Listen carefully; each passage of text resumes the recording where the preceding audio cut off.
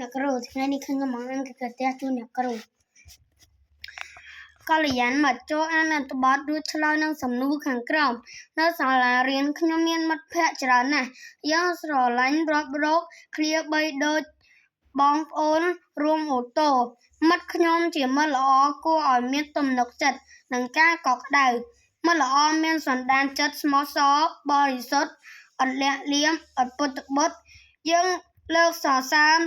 មិត្តដែលបានប្រព្រឹត្តល្អហើយពន្យល់ណែនាំមិត្តខ្លះដែលប្រព្រឹត្តខុសឆ្គងឲ្យមានចរិតចរិយាត្រឹមត្រូវអនុវត្តតាមការទូន្មានប្រៀនប្រដៅរបស់លោកគ្រូ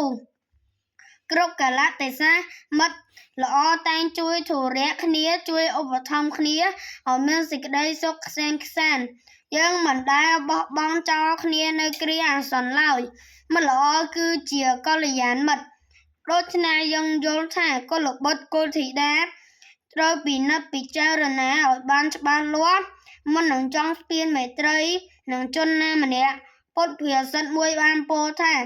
ត្រូវរាប់រកបុគ្គលល្អប្រកបដោយសប្បុរសធម៌ដ៏ឧត្តមដែលមានលក្ខណៈជាកល្យានមិត្តអរគុណអ្នកគ្រូ